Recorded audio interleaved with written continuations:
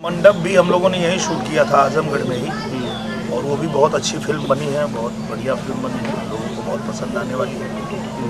और मंडप फिल्म भी हमारे रोशन कुमार जी बनाए हैं SR के फिल्म, और वो फिल्म भी बहुत पसंद आई। लेकिन भैया थिएटर में प्रमोशन के लिए क्यों नहीं, मतलब थिएटर में जो बात होती है ऑडियंस, तो वो थिएटर कहाँ चला गया? निरोगा क्या थिएटर में अभी फिल्म चल रही है, जैसे अभी कल थिएटर में ही रिलीज हो रही है फिल्म, पर वही है कि जो थिएटर की स्थिति अच्छी है उसी में कर पाएंगे।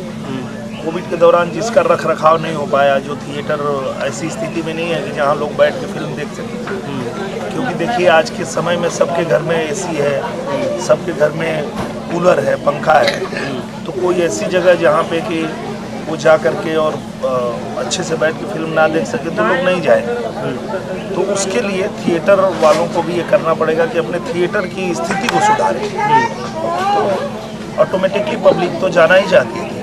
भैया 3 सांसद हैं, लेकिन उसके बावजूद ही भोजपुरी इंडस्ट्री के सिंगल स्क्रीन का स्थिति दिन ब दिन डाउन होता जा रहा है। उसके लिए कि भोजपुरी इंडस्ट्री या आप तीनों लोग क्या कर रहे हैं? हम लोगों ने इसके लिए सरकार को भी आग्रह किया है, और सरकार भी इसके लिए बहुत पॉजिटिव है, वो मदद भी कर रही है, और मुझे लगता है कि बहुत जल्दी बहुत सारे थिएटर बन के तैयार भी हो जाएंगे, और फिर से लोग थिएटर में फिल्म बैठ के आसानी से देख पाएंगे। जैसे मुंबई में होता है कि एक फिल्म मराठी लगानी होता है, क्या यूपी बिहार में ऐसा कोई फिक्स नहीं किया जा सकता है कि एक शो आपको भोजपुरी फिल्म, चाहे मल्टीप्लेक्स हो या फिर सिंगल स्क्रीन पे, आपको भोजपुरी फिल्म लगानी ही चाहिए? वो तैयार है लगाने के लिए। अब वो काम प्रोड्यूसर का है कि वो 1 शो लगाना चाहे, 4 शो लगाना चाहे।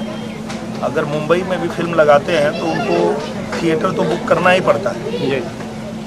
पर भोजपुरी में ऐसा होता था कि थिएटर नहीं भी आप पहले से पैसा भरते तो भी चलाते थे, पर अगर ऐसा चाहते हैं कि कंपलसरी हो तो वो लगाने के लिए तैयार है। अगर प्रोड्यूसर उनका पैसा भरने को तैयार है तो वो लगाएंगे। लास्ट सवाल भैया, दिवाली पे